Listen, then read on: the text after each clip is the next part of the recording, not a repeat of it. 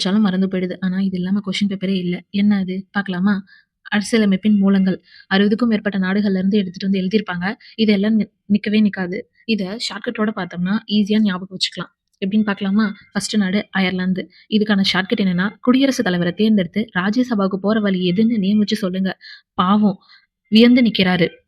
இது எப்படி ஞாபகம் வச்சுக்கலாம்னா, குடியரசுத் தலைவரை தேர்ந்தெடுத்து அப்படிங்கிறது குடியரசுத் தலைவரை தேர்ந்தெடுக்கும் முறை. ராஜ்யசபாவுக்கு போற வழி எதுன்னு நியமிச்சு சொல்லுங்க அப்படிங்கிறது ராஜ்யசபாவுடைய நியமன உறுப்பினர்கள். போற வழி அப்படிங்கிறது அரசுக்கு வழிகாட்டும் நெறிமுறை. இப்படி ஞாபகம் வச்சுக்கலாம். அடுத்து ஆஸ்திரேலியா. பொதுவா ஆஸ்தியா வர்த்தகம் பண்ணும்போது கூட்டா பண்ணுனா உறவு வலுப்படும். இது எப்படின்னா, பொதுவா அப்படிங்கிறது பொதுப்பட்டியல், ஆஸ்தியங்கிறது ஆஸ்திரேலியா, வர்த்தகம் பண்ணும்போது வர்த்தகம் மற்றும் வணிக சுதந்திரம் அப்படிம்பாங்க. கூட்டா அப்படிங்கிறது பாராளுமன்ற கூட்டுக்கூட்டம், உறவு வலுப்படும் அப்படிங்கிறது வந்து மத்திய மாநில உறவுகள். இப்படி ஞாபகம் வச்சுக்கலாம். அடுத்த நாடு வெய்மர் குடியரசு அல்லது ஜெர்மனி. இதுக்கான ஷார்ட்கட் என்னன்னா, உரிமையா நெருக்கடி டைம்ல மணி கேட்கறான். நெருக்கடி டைம் அப்படிங்கிறது வந்து நெருக்கடி நிலையை பிரகடனப்படுத்தல்.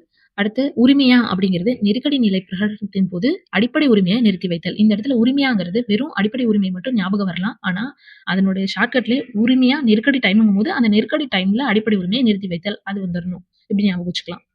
அடுத்த நாடு பிரான்ஸ். இதுக்கான ஷார்ட்கட், பிரெண்ட்ஸ் எல்லாரும் சுதந்திரமா சமத்துவமா சகோதரத்துவமா இருக்கணுமே, குடிக்கக்கூடாது அப்படின்னு ஞாபகம் வச்சுக்கலாம். குடிக்கக்கூடாதுங்கிறது குடியரசு, சமத்துவமா சுதந்திரமா சகோதரத்துவமா அப்படிங்கிறது முகவுரையில இருக்க சமத்துவம் சுதந்திர சகோதரத்துவம். பிரெண்ட்ஸ் எல்லாரும் அப்படிங்கிறது பிரான்ஸ். இப்படி ஞாபகம் வச்சுக்கலாம். அடுத்த நாட்டு தென்னாப்பிரிக்கா. கெட்டவனை கூட பிரிக்காம திருத்தி ராஜ்யசபால சேர்த்துட்டாங்க. கெட்டவனை கூட பிரிக்காமங்கிறது ஆப்பிரிக்கா அப்படின்னு ஞாபகம் வச்சுக்கோங்க. திருத்திங்கிறது அரசியலமைப்பினுடைய சட்ட திருத்தம். ராஜ்யசபால சேர்த்துட்டாங்கிறது அந்த ராஜ்யசபா உறுப்பினருக்கான தேர்தல் முறை. அடுத்து ஜப்பான். இதுக்கான ஷார்ட்கட், சப்புன்னு உட்காந்துருக்காம வேலையை செய்யுங்கிறது அந்த செயல்முறை, சட்டத்தினால் நிறுவப்பட்ட செயல்முறை. இப்படி ஞாபகம் வச்சுக்கலாம். அடுத்த நாட்டு சுவிட்சர்லாந்து.